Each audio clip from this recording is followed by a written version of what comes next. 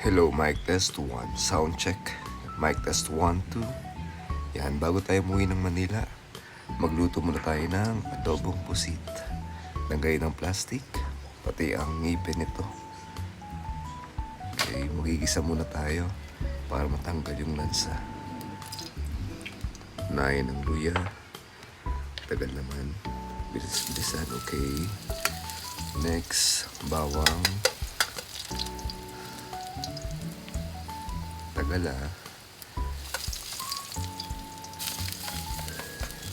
Then sibuyas. Sunod ang kamatis.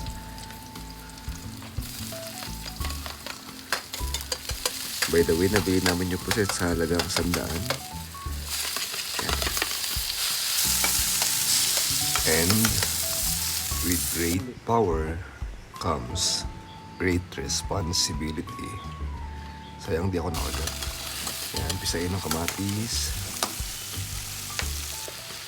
Then, next na natin ng pusit. Medyo hinahal mga boy kasi mabilis lang maluto yan. At kapag na-overcook yan, kumukunat po yan. Lagay ang mamasitas, oyster sauce. Nag-endorse pa ako ha. Sana bayaran ako. Next, toyo. Next ay next dito, sugar. 94 pieces. Okay. Then, paminta. Nakaka-enjoy na naman yung pag ganyan. Ay, asin pa pala. Sorry. Basta, meron din yung yan. Okay. Then, suka. Konti lang. Hindi naman yan paksiw eh. Halo din konti. By the way ha, mahina lang yung apoy. Hindi naman sa pinapagalitan ko kayo. Nag-remind lang. Then, lagyan ng sabaw. Yung sa amin, hugas-bigas. Tapos, masarsa kasi kami, so kailangan namin ng mas maraming sauce.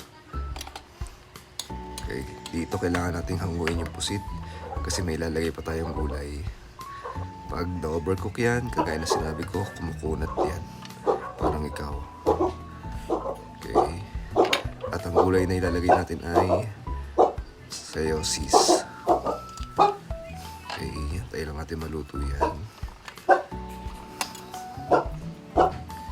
If hindi pa okay sa inyo yung lasa, pwede nyo kayo mag-add ng toyo.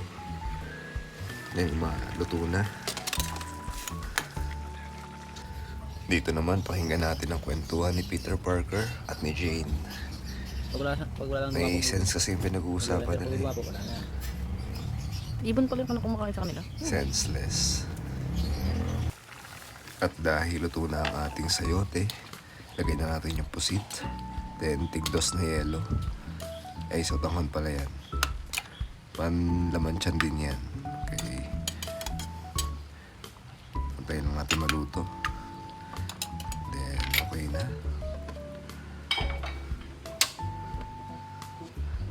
Kasandok na ako guys. Dito sobrang hirap magsandok kasi hindi ko nagupit yung yung sotanghon. Siyempre, nakailantay ako. At lalagyan na natin ng signature na sili. Isa lang yan, pero pansin nyo, naging 2 na. Basta magic yun. So, thank you sa panonood. Bye-bye. Uwi na kami.